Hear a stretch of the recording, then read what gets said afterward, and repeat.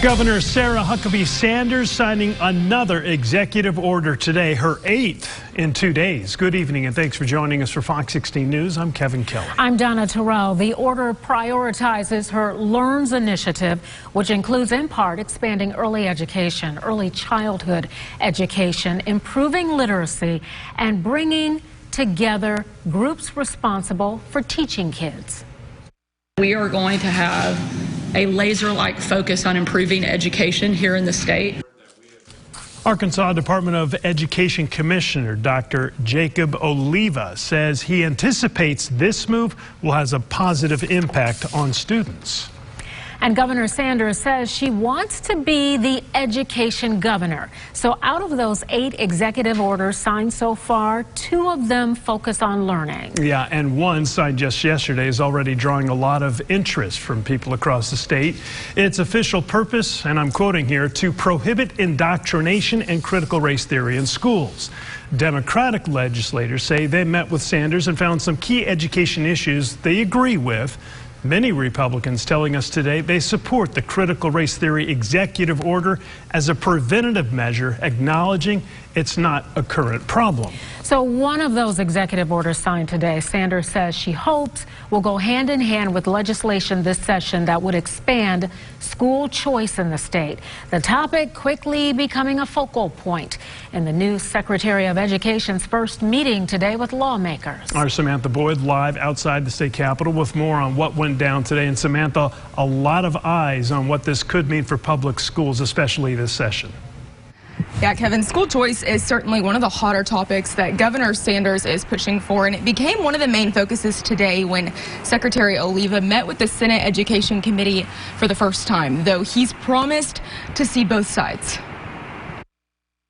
We're going to act with urgency. Secretary of Education Jacob Oliva is hitting the ground running under Governor Sanders, starting off the day in a jam-packed Senate Education Committee meeting. Educators like Gwen Falconberry sitting in on it all, prepared for what's to be a significant legislative session for schools across Arkansas. But if we can get a seat at the table, we might be able to help shape some of those policies. For months, Republicans have said school choice will be in sharp focus.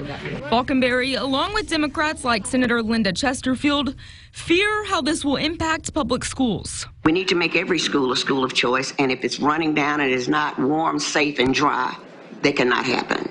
You have my commitment to visiting campuses and schools.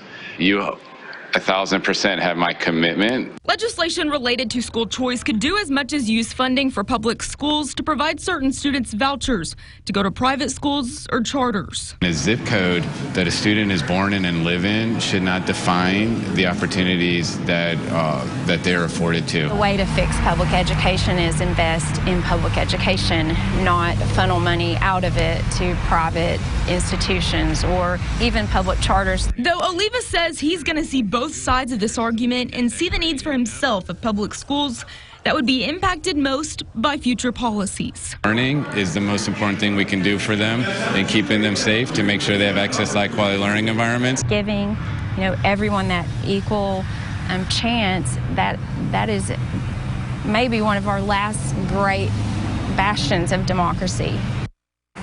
Democratic lawmakers spoke out this morning in a press conference specifically saying they'll say yes to teachers and no to vouchers this session on any legislation that comes their way.